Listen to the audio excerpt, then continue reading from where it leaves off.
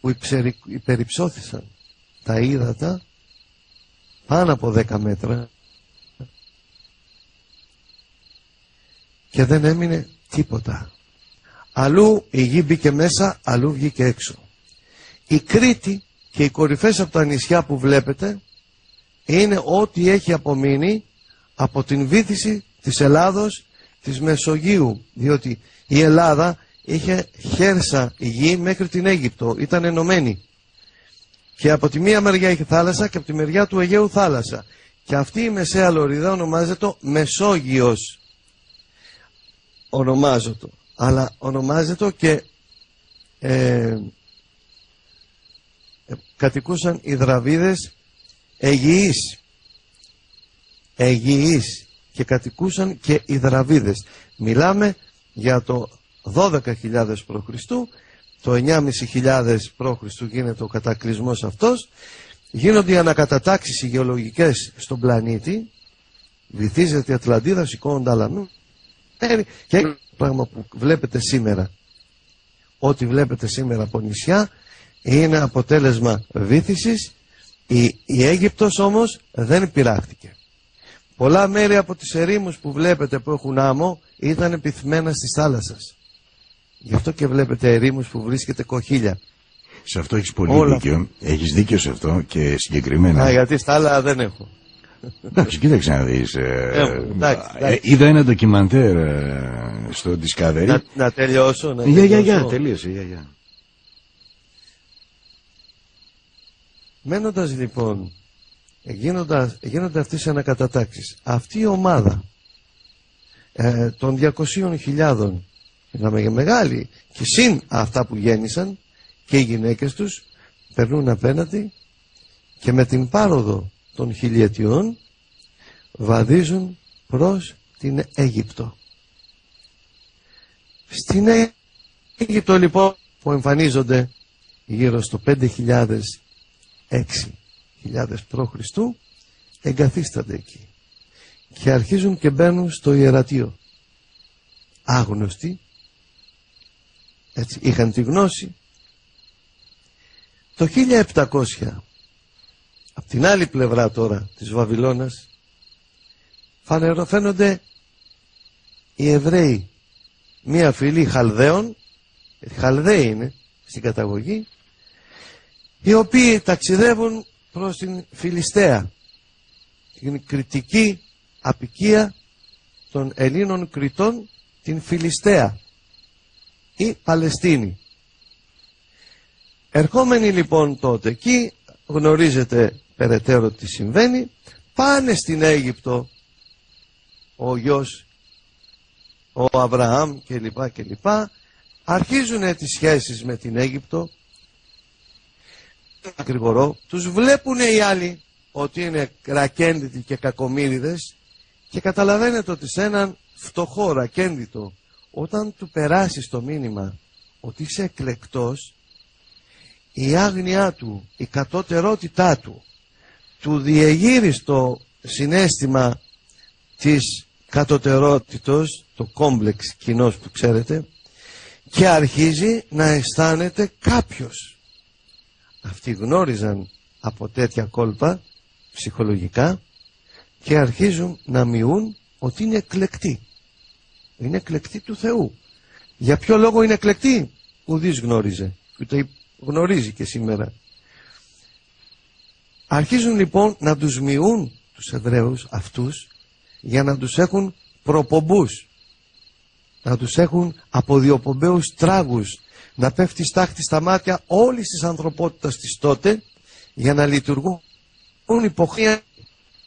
Έχουν πιάσει το ιερατείο, κοιμίζουν και αφιονίζουν αυτούς. Είστε εκλεκτοί του Θεού. Για ποιο λόγο εκλεκτοί? Λόγω πολιτισμού, λόγω σοφίας, λόγω ικανοτήτων διανοητικών, λόγω της μαχητικότητάς των, ήθους, τίποτα.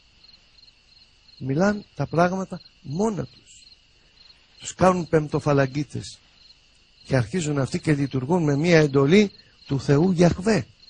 Τους μειούν, τους δίνουν τεχνικές να κάνουν χρυσό, υλοποιούν χρυσό. Οι άλλοι Επειδή λοιπόν θα σας πω και το εξής, το φεγγάρι λόγω της φωτεινότητας τη νύχτα δείχνει την καθαρότητα, είναι καθαρό, το ονόμαζαν και Σίος. Σίος. Αυτή η ονομασία της φωτεινότητος, της καθαρότητος φέρεται και στην Ιερουσαλήμ στο όρος Θείον, που τα γράφω στο κόκκινο βιβλίο αυτά που σας λέω.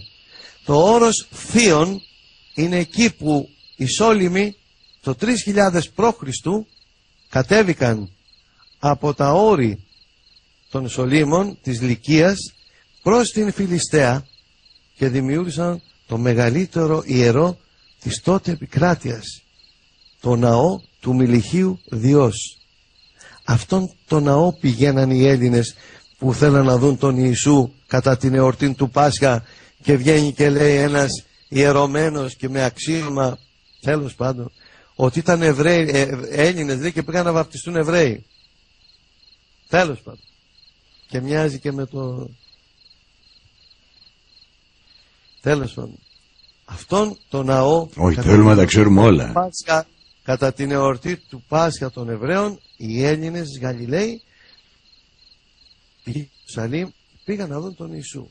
Πηγαίνανε λοιπόν στο όρος, το θείον όρος που ήταν ο Δίας, και γράφω μέσα την ετυμολογία, μάλλον πώς βγαίνει το όρος, και λέω καλά, αφού οι Σιωνιστές είναι κακοί, πώς είναι δυνατόν να λέει ο προφήτης χαίρε ο μητέρα Σιών, ιδού ο Υιός σου, και λέει για τον Ιησού. Και λες τώρα εδώ τι γίνεται? Και κάθομαι εγώ και το αναλύω αυτό και λέω, οι λαοί τότε τα ελληνικά όπως και σήμερα δεν τα πιάναν καλά. Βρείτε, λέω, έναν Ιταλό να σας πει στα ελληνικά το θείο, πώς το λένε? Τζίο. Βριώνει. Τζίο. Τζία η θεία, Τζίο ο θείος. Τζιόν λένε οι Εβραίοι της Ιών.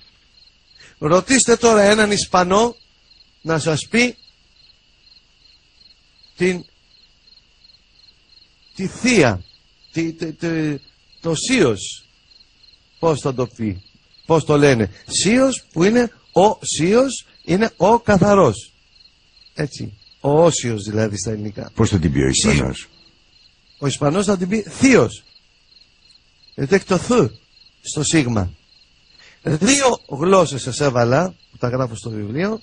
Η μεν Ιταλή λατινικά και οι δε Ισπανοί πάλι λατινικά. Οι προφορές αλλάζουν.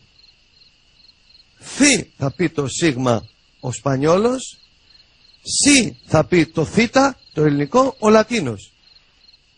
Η ουσία όμως η ελληνική είναι από το θείον όρος που είναι ο ναός του Διός. Αυτή και μόνο η λογική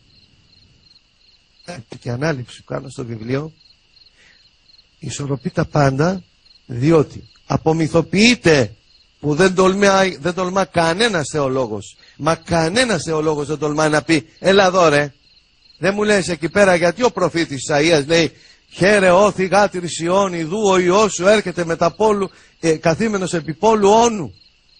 Και λες κάτσε, η θυγάτηρ Σιών, ο Ιησούς Σιωνιστής, και μάτε να μας τον περάσετε εμάς για Θεό, τον Υιό της Σιών, αφού οι Σιωνιστές είναι αυτοί.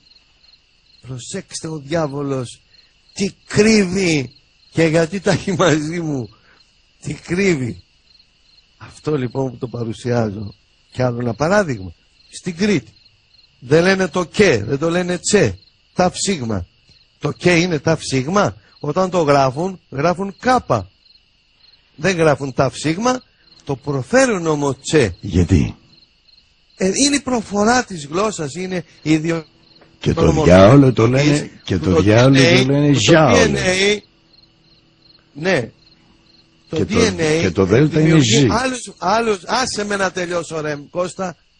Μην πεις, θα πεις πάλι αυτή σου εσύ.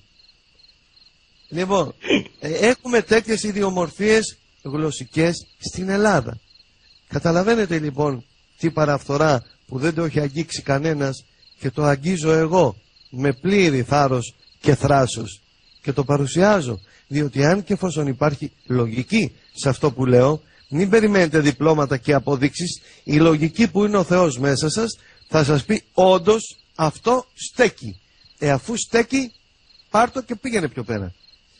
Ερχόμενος λοιπόν ο λαός αυτός στην Φιλιστέα και έχει μοιήσει του Αβραάμ και του συναυτού που έχουν πάει Αίγυπτο, τους έχουν μοιήσει, τους έχουν περάσει σε εμβόλυμα λεκτή του Θεού, τους έχουν δώσει και κάποιους επικλήσεις και κώδικες και αυτά και αρχίζουν τα φαινόμενα.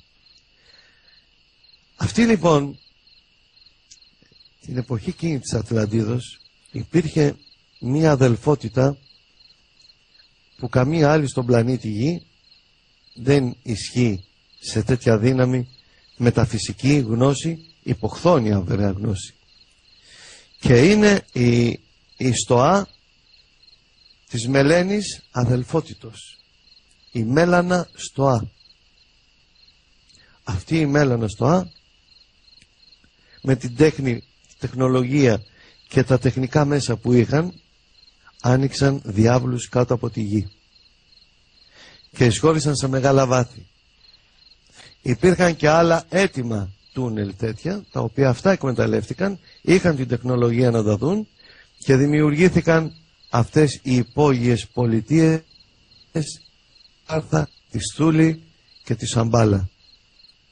Εκεί λοιπόν κρύφτηκαν και από εκεί διοικούσαν την επιφάνεια, δημιουργώντας μέσα στα ιερατεία προβολές ολογραμμικές, διακτηνίζοντο, χρησιμοποιούσαν και τις πυραμίδες, που οι πυραμίδες είναι ακόμα αρχαιότερες από την Ατλαντίδα, είναι 55.000 έτη πολύ πριν, δημιουργήματα. Όλες οι πυραμίδες του πλανήτη Γη είναι δημιουργήματα του Ερμή. Του Ερμή. Του Ολύμπιου Ερμή. Του Τρισμέγιστου. Του Ολυμπίου Ερμή. Έτσι. Λοιπόν, αυτοί από εκεί αρχίζουν από τότε να επηρεάζουν την επιφάνεια της Γης, δημιουργώντας αδελφότητες κρυφές και μυστικές. Με αποτέλεσμα, επειδή γνώριζαν ότι θα επιστρέψουν οι δυνάμεις Διός Ανδρομέδα, κατ' εντολήν όμως επεμβάσεως μόνο εντολή του Κυρίου των Δυνάμεων, αυτού που γνωρίσατε με το όνομα Ιησούς ο Χριστός. Αυτού την εντολή περιμένουν